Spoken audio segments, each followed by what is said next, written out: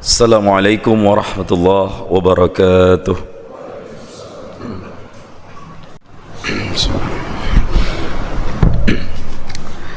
Alhamdulillah, alhamdulillahilladzi bini'matihi tatimmus shalihat wa bi'afwihi tughfarudz dzunub was-sayyi'at wa bikaramihi tuqbalul 'ataya wat ta'at.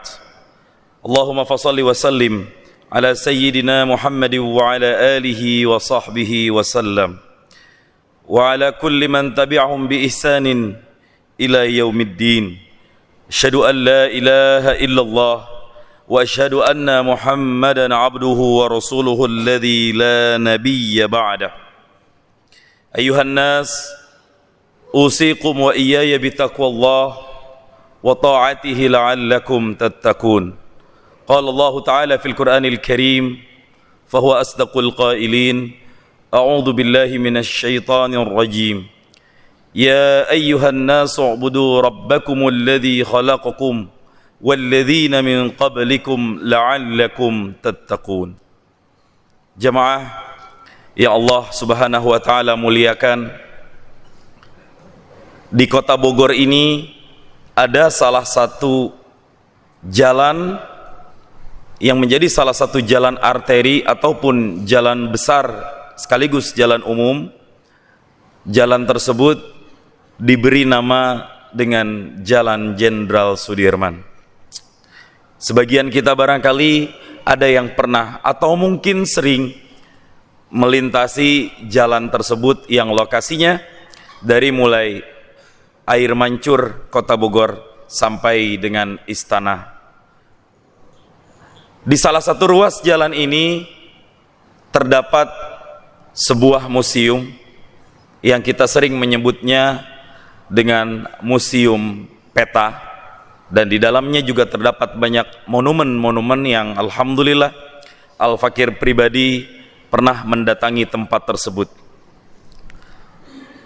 Dinamakan jalan tersebut dengan Jalan Jenderal Sudirman karena memang ada sejarah yang tidak bisa lepas dari berdirinya museum tersebut, yang tak lain adalah tempat dilahirkan dan dididik para prajurit pembela tanah air pada saat itu, yang saat ini disebut dengan Peta, di mana Panglima Jenderal Besar Sudirman menjadi salah satu insan sekaligus pahlawan yang dilahirkan.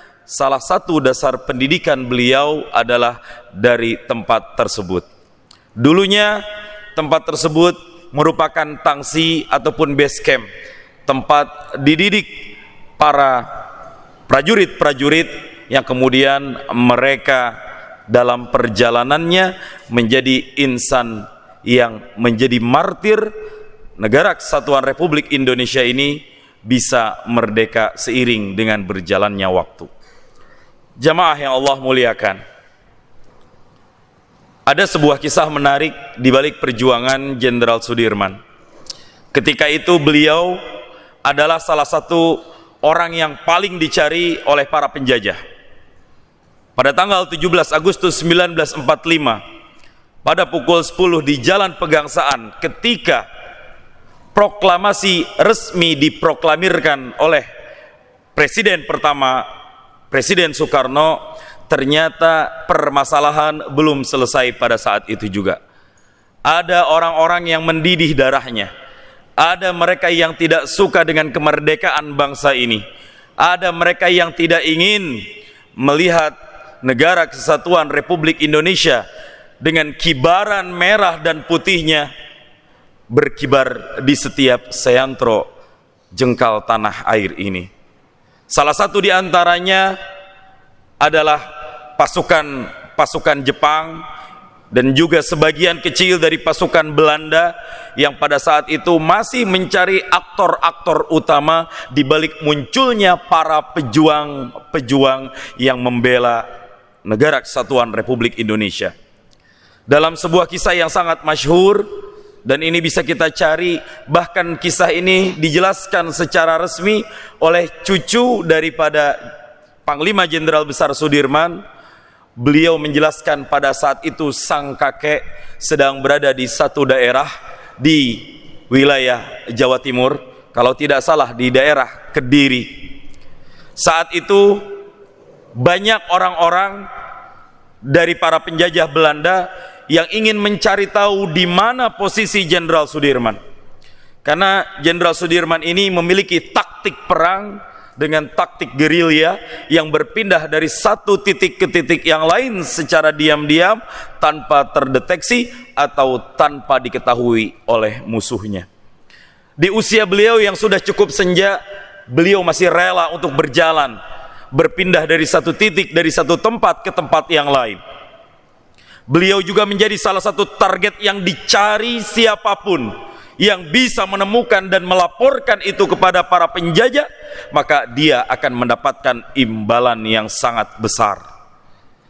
Ada orang-orang ternyata yang sama warna kulitnya dengan kita, yang sama air mukanya dengan kita, yang dilahirkan dari bangsa yang sama, namun di hatinya terdapat jiwa pengkhianatan.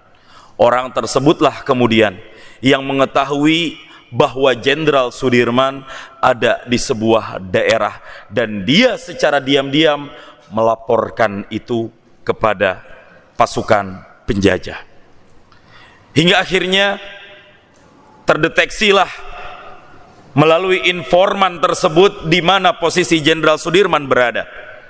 Beliau berada di dalam satu daerah dan akhirnya dengan begitu cepat pasukan Belanda berhasil menyergap sekaligus mengepung Jenderal Sudirman hingga beliau tidak bisa keluar dari situ. Beliau yang sudah berusia senja, beliau juga saat itu mengidap penyakit paru-paru dan tidak bisa banyak berbuat, sehingga ketika berjalan beliau mau tidak mau harus ditandu.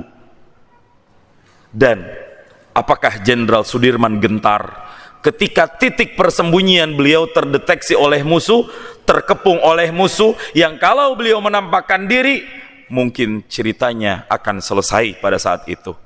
Tapi beliau tidak patah arang, beliau tidak putuskan semangatnya. Beliau kumpulkan semua pasukan-pasukan pembela tanah air pada saat itu. Wahai prajurit-prajuritku, jangan sampai di antara kalian ada yang gentar, ada yang takut.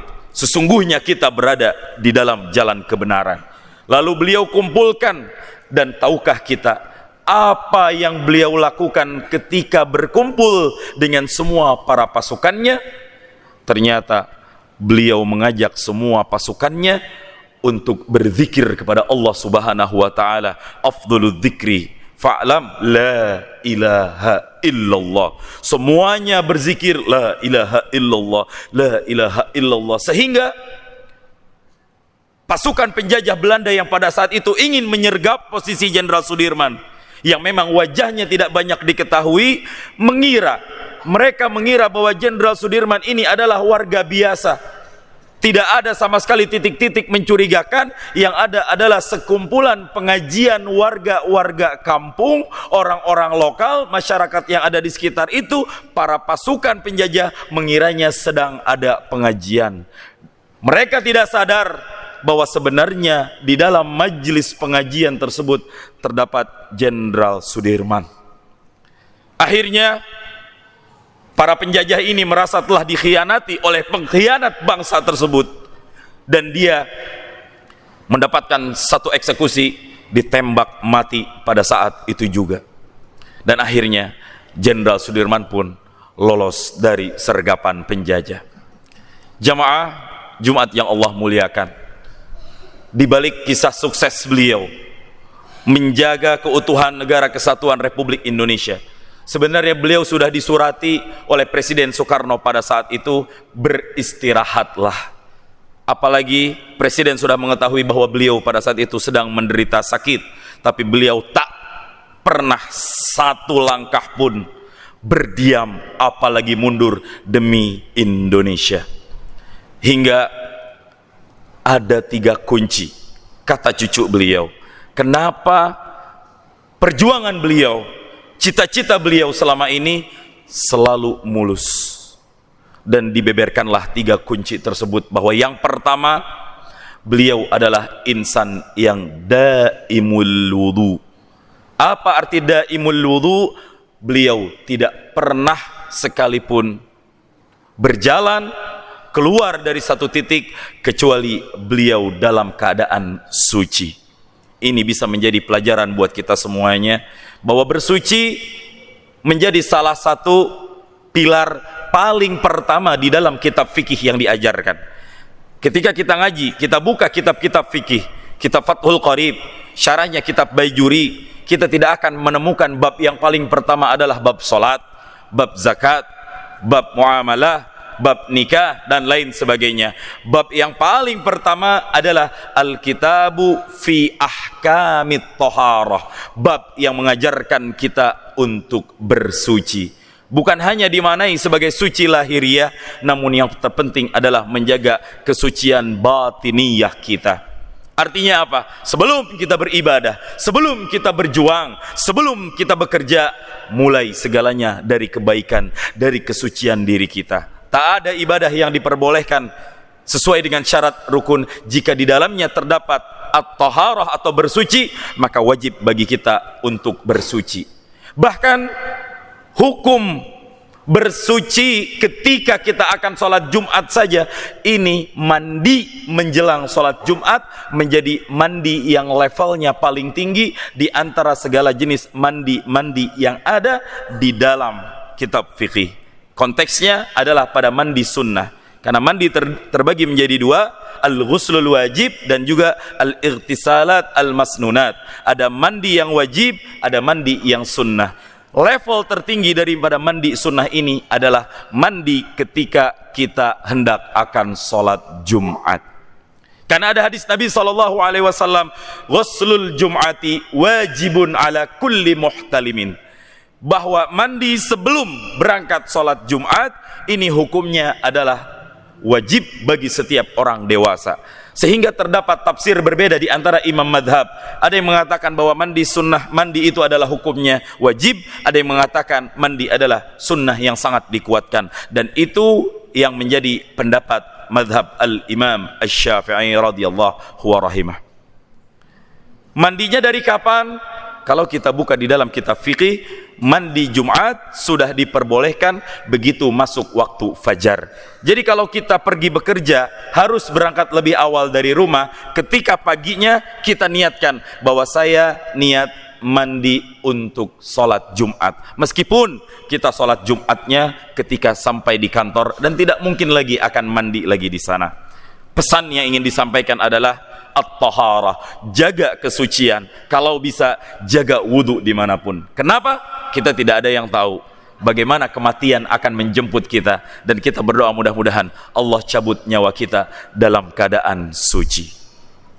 Yang kedua, beliau selalu menjalankan salah satu syariat yang sangat sunnah muakkadah. Bahkan sebagian yang lain mengatakan fardu kifayah. Syariat tersebut bernama salatul jamaah, salat berjamaah. Jamaah yang Allah muliakan, salat jamaah itu yang tidak pernah sekalipun lolos daripada Panglima Besar Jenderal Sudirman. Kemanapun beliau berjihad, kemanapun beliau berjuang, jika masuk waktu salat, stop. Beliau ajak semua pasukan untuk salat. Bagaimana ketika salat dalam perang? Beliau salat sambil salatul khauf, as-salat fi syiddatil khauf. Apakah itu boleh? Boleh. Kondisi salat dalam keadaan takut tidak mesti melulu dalam keadaan perang. Jika suatu saat umpama kita sedang salat terjadi gempa bumi, kita sedang salat terjadi musibah besar seperti tsunami, apakah kita harus membatalkan salat kita? Tidak perlu. Karena kita juga bisa sholat dalam keadaan darurat sambil berjalan, sambil lari. Yang penting tidak ada niat qat'us shalah ataupun memutuskan sholat di dalam hati kita. Sholat tersebut bernama as-salatu fi syiddatil khauf, sholat dalam keadaan ketakutan yang sedang pecah. Dan ini sudah diajarkan dalam kitab fikih. Dibikin dua saf. Saf pertama 4 baris, saf kedua 4 baris. Ketika imam meruku, 4 baris pertama ruku, seterusnya sampai berdiri kembali masuk rakaat kedua, baru kemudian 4 saf terakhir melakukan gerakan serupa. Dan pasukan yang berdiri, beliau bisa melihat kiri kanan dan menjaga prajurit ataupun pasukan dalam kondisi takut seperti itu. Intinya apa? Tidak ada alasan untuk tidak sholat berjamaah sekalipun dalam kondisi perang. Yang ketiga, kunci kenapa beliau berhasil memperjuangkan NKRI ini adalah karena hubbul watan beliau, kecintaan beliau terhadap tanah air ini. Itu yang menjadi dasar, yang menjadi motivasi kenapa kemudian tak pernah sejengkal pun beliau mundur. Beliau takut setiap insan pasti memilikinya, namun ketakutan yang sejati adalah ketakutan yang hanya diletakkan dalam rangka makhafatullah, takut kita kepada Allah Subhanahu wa ta'ala. Dari perjuangan itulah kemudian pekikan-pekikan keimanan untuk menggemakan kemerdekaan bergema di mana-mana. Sampai 1948 dan seterusnya, perjuangan belum selesai. Ada banyak agresi-agresi yang berlanjut sampai terjadi di Surabaya, tepatnya pada tanggal 10 November, melalui pekikan gema takbir Allahu Akbar. Bung Tomo menggerakkan semua pasukan-pasukan dan membumi hanguskan kota Surabaya pada saat itu, dan membuat banyak tentara-tentara Inggris ketakutan, dan kita peringati hari tersebut sebagai hari pahlawan. Jamaah yang Allah muliakan, maka di dalam alinea ketiga dari Undang-Undang Dasar 1945 yang menjadi dasar kemerdekaan bangsa ini, atas berkat rahmat Allah yang Maha Kuasa serta dengan didorong oleh keinginan luhur supaya berkehidupan kebangsaan yang bebas, maka rakyat Indonesia menyatakan dengan ini kemerdekaannya. Namun kemerdekaan ini hanya bisa dinikmati, tidak semuanya, oleh sebagian orang saja. Hari ini ada saudara-saudara kita di Palestina yang masih belum bisa merasakan nikmah al-istiqlaliyah, nikmatnya kemerdekaan itu seperti apa. Dan tentu melalui kunut nazilah yang akan kita panjatkan nanti, dan melalui salat gaib yang akan kita kirimkan nanti untuk para syuhada, mudah-mudahan Allah berikan kemerdekaan Palestina dengan kekuatan iman kita semuanya. Amin ya Allah ya Rabbal Alamin. Barakallahu li wa lakum fil Qur'anil azim, wa nafa'ani wa iyyakum bima fihi minal ayati wadh-dhikril hakim. Fataqabbala minni wa minkum tilawatahu innahu huwal ghafurur rahim. Alhamdulillahilladzi nahmaduhu wa nasta'inuhu wa na'udzu billahi min shururi anfusina wa min sayyiati a'malina. Man yahdihillahu fala mudilla lahu wa man yudlilhu fala hadiya lahu. Asyhadu an la ilaha illallah wa asyhadu anna Muhammadan abduhu wa rasuluhu alladzi la nabiyya ba'dah. Ayyuhan nas usikum wa iyaya bitaqwallah fattaqullah fi jami'i ayyamikum wa awqatikum wa'lamu anna man ittaqallaha ta'ala azza wa jal yarzuqhu min haitsu la yahtasib. Qala Allah ta'ala fil Qur'anil Karim, inna Allah wa malaikatahu yusalluna 'alan nabi ya ayyuhalladzina amanu sallu 'alaihi wa sallimu taslima. Allahumma ighfir lil muslimina wal muslimat wal mu'minina wal mu'minat al ahya'i minhum wal amwat innaka sami'un qaribun mujibud da'wat wa ya qadiyal hajat wa ya kafiyal muhimmat birahmatika ya arhamar rahimin. Allahumma ighfir li syuhada'i Filistin, Allahumma rzuqhumul istiqlal, Allahumma arham amwatahum, Allahumma ihfaz ahya'ahum birahmatika ya arhamar rahimin. Walhamdulillahi rabbil alamin. Ibadallah, innallaha ya'muru bil adli wal ihsan wa ita'i dzil qurba wa yanha 'anil fahsya'i wal munkari wal baghi ya'izukum la'allakum tadhakkarun. Fadhkurullaha al-'azima yadhkurkum wa la dhikrullahi akbar. Wallahu ya'lamu ma tasna'un. Aqimis shalah.